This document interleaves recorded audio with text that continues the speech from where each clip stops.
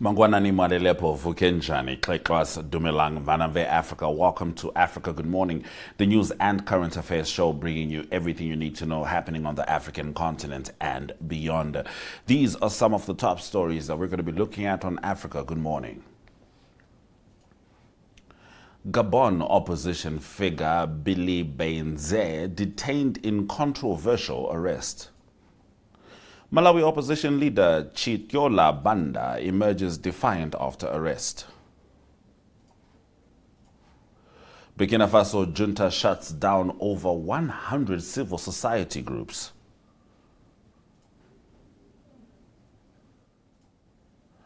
Pope Leo criticises foreign exploitation during Cameroon visit. Tinubu declares 2027 bid and slams ADC convention. And our opening story will be Julius Malema handed 5-year sentence, but his appeal delays prison time. This is Africa Good Morning on DSTV 285, GOTV 25, oneup2.com and NTVAFRIKA.MY.NA. You are joined by Ashwin Berry on a Friday. Top story shortly. Namibia is a land of movement, with waves that never stop reaching forward. Here, adventure is not something we search for. It is something we are born into. In every corner of this country, creativity rises from artists, from athletes, from dreamers. And when the world comes to explore Namibia, they discover something extraordinary. Because when sport moves people, creativity moves ideas, and tourism moves the world toward us. Something powerful happens. A platform where movement meets imagination, where industries connect, where opportunity grows, where Namibia's next chapter begins. Welcome to the Creative Sport Tourism Expo. Exhibit, partner, experience. Creative sport tourism.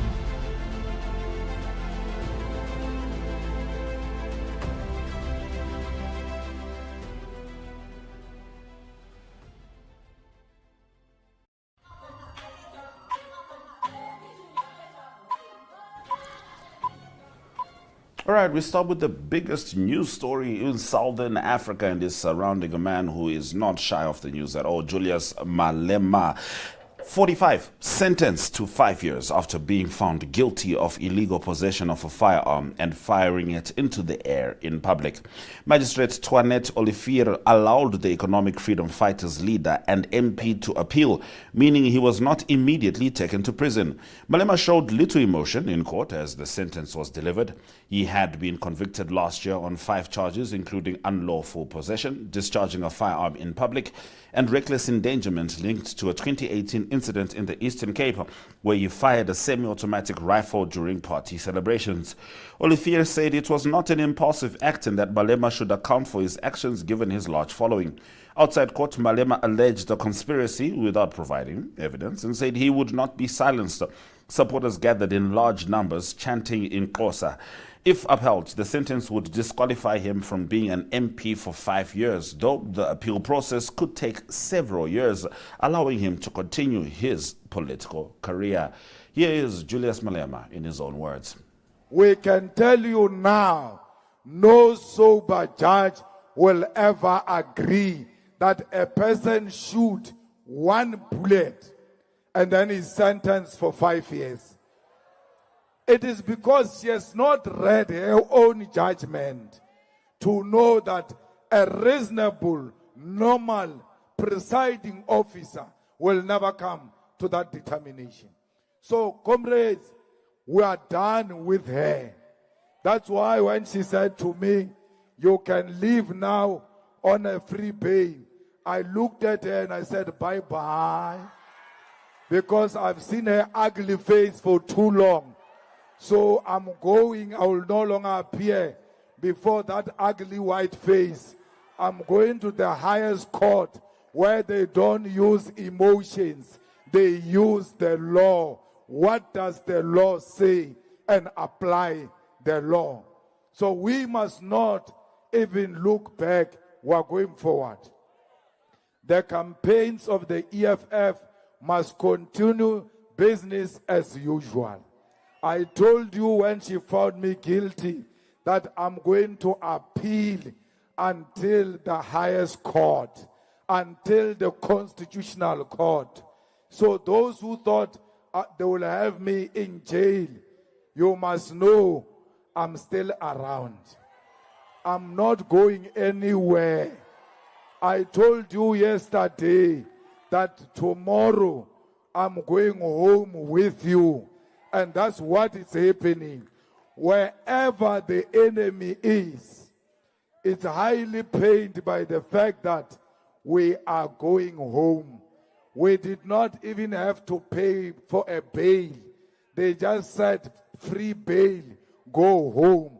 So we are going home to work for the EFF. That's what home means. It means the work of the EFF continues. We are going to do our door-to-door. We are going to register those who are not registered. We are going to make sure that we win municipalities when the elections come. They are trying by all means to silence this voice. They will never win. Once more, they failed today, they will fail tomorrow, and they will fail in the near future. The sooner they accept defeat, the better. They will never win against us. They tried us when we're still young, and they will never win with us when we're this old. We've got an experience of a 65-year-old at a 45-year-old. We move to Gabon, where authorities have arrested opposition leader Alain Claude Bilie-By-Nze. His Together for Gabon party confirmed, describing the operation as arbitrary, brutal, and contrary to the rule of law. He was detained at his home, with the party linking the arrest to a 2008 Festival of Cultures case involving an alleged unpaid government debt. The party condemned the move as a serious political maneuver aimed at silencing a critical voice. Bilie-By-Nze previously served under former President Ali Bongo and was Prime Minister from January to August 2023 before a coup removed Bongo. He later contested the presidential election, finishing second behind Brice Oligui Nguema, who secured more than 94% of the vote. In recent months, he opposed a February social media suspension and criticized nationality law reforms adopted by decree. These measures came amid unrest, including a teacher strike. His arrest now adds to political tensions as authorities face continued criticism over governance decisions and restrictions introduced under the current administration in Gabon. Now we swing over to opposition politics in Malawi, where leader of opposition Simplex Chithyola Banda says his recent arrest has not weakened his resolve, presenting a message that is reflective yet firmly defiant. Speaking on social media, he described the experience of being arrested and taken to court as difficult but instructive, shaped by faith, patience, and understanding. His statement follows his release on bail by the principal resident magistrate's court in connection with the 25 billion kwacha abuse of office case linked to a fertilizer for soya exchange deal involving Romanian firm Eastbridge. Despite the high-profile nature of the case, Chithyola Banda avoided attacking law enforcement, saying officers were carrying out their duties. He extended no bitterness, choosing instead a composed tone. However, he made clear his stance was not one of surrender, framing the ordeal as a test rather than a defeat. He urged Malawans to pray for the nation, its people and leadership, calling for unity and wisdom, while affirming that he remains determined and unbroken as legal proceedings continue. Now we move over to Burkina Faso, where the military government has dissolved around 118 civil society organizations in a sweeping move tightening control over civic space. Authorities announced the ban in a statement, saying the decision forms part of enforcing a stricter regulatory framework introduced after the 2022 coup. Many of the affected associations were involved in human rights work.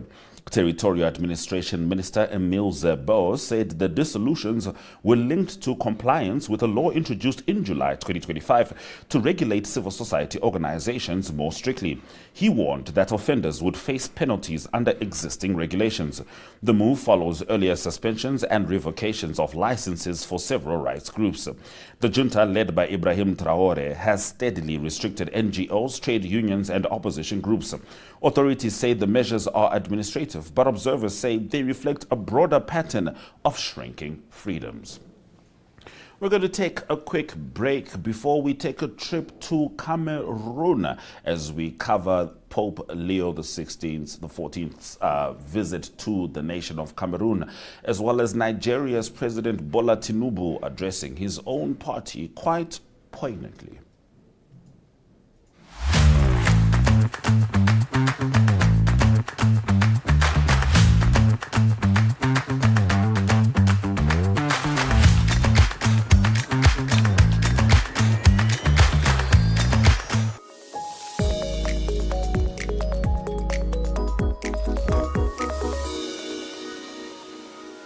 In a world where politicians promise the moon and deliver potholes, where democracy sometimes arrives in camouflage and ballots often look like formalities, one show dares to laugh with Africa, at Africa, and sometimes for Africa.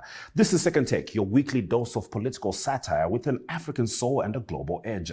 From coups disguised as press briefings to ministers moonwalking past accountability, we serve the real news with sharper writing. Each week we bring you the TikTok of the week, because sometimes the revolution is vertical, and the heartwarming moment of the week to remind us that not everything is burning.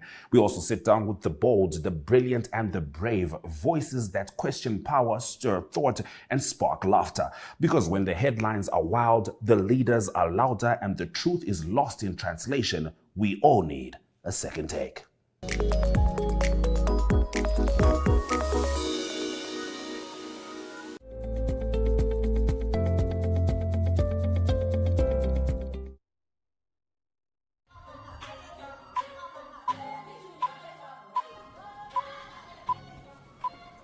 All right, we continue with the news as Pope Leo has criticized foreigners who exploit Africa's wealth for profit during a visit to Cameroon, delivering strong remarks in Banda, a city affected by a long-running separatist conflict. Addressing about 20,000 worshippers, he said outsiders continue to exploit and plunder the continent in the name of profit, while also condemning global spending on war and urging the government to address corruption. He visited Banda under military escort, where crowds gathered singing, waving flags. Earlier, he attended a peace meeting at St. Joseph's Cathedral focused on the nearly decade-long conflict in Cameroon's Anglophone region. Now, religious leaders and victims shared experiences including killings, kidnappings, as well as displacement. Archbishop Nkea delivered a deeply emotional welcome address at St. Joseph's Metropolitan Cathedral, which many described as raw, courageous, as well as saying as it is, giving voice to nearly a decade of suffering. Here is the Archbishop.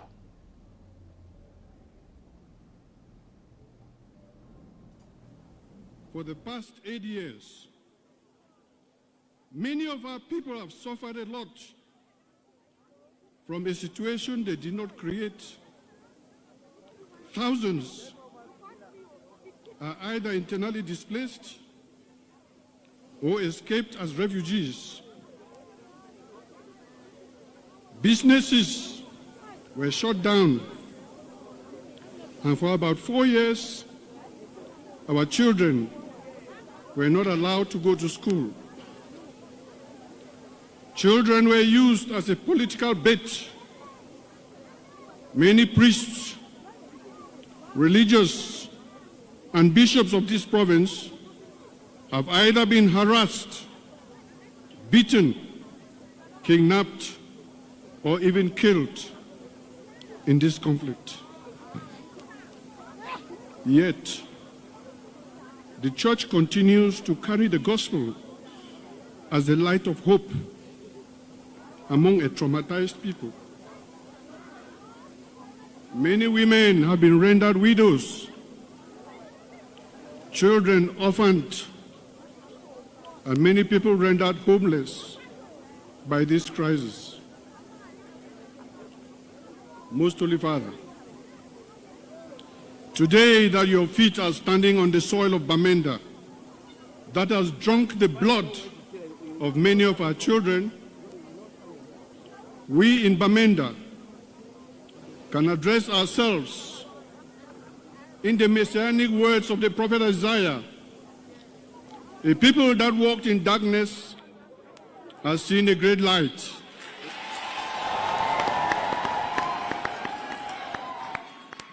On those who live in the land of deep shadow, a light has shone.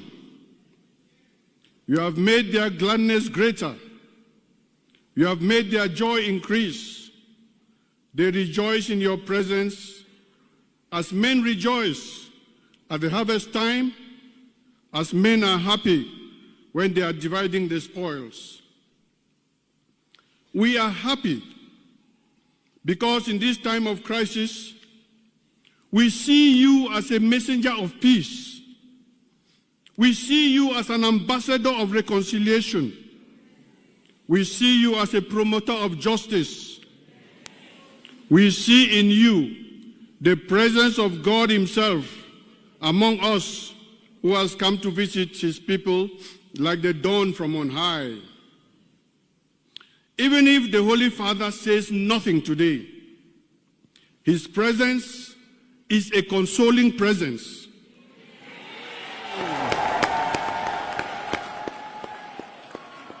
His blessings bring peace, and His words come like anointing on the wounds of those who are bleeding.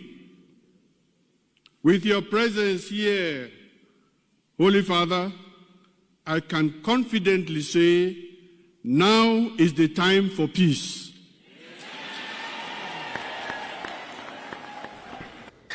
Bonjour à tous et bienvenue. Now, of course, the Pope also delivered his own speech, a speech which seems to have reverberated across the global community, particularly with regards to the ongoing war between Iran and the USA, albeit there being a ceasefire. We do know that Donald Trump responded to the Pope's speech, and if you're wondering what exactly may have triggered him, this is what Pope Leo said. Your witness, your work for peace can be a model for the whole world. Jesus told us, blessed are the peacemakers.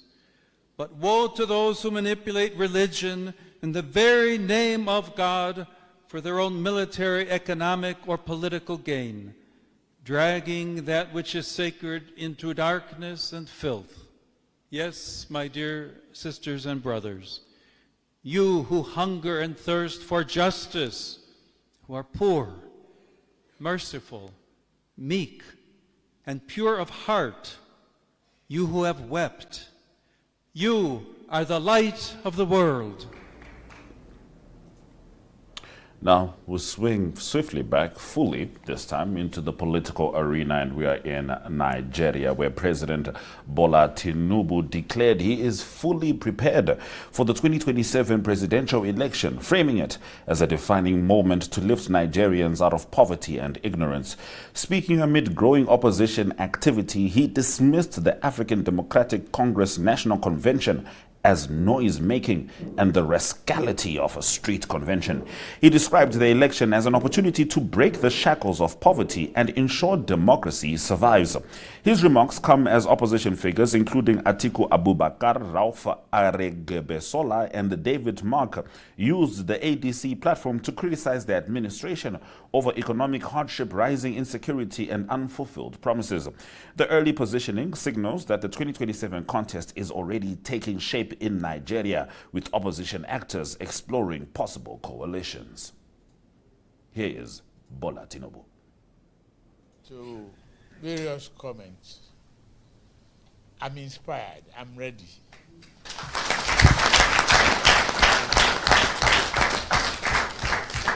I'm grateful to all of you.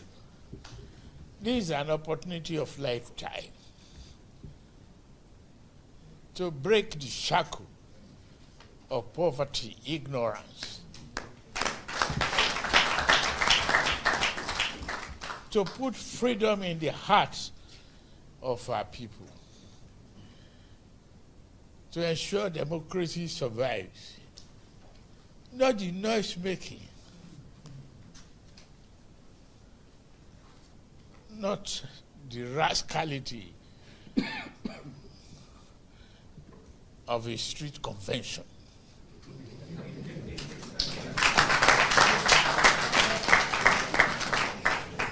We cannot submit to disobedience of a lawful order of the court. We must embrace the judiciary, whether it favors us or it doesn't.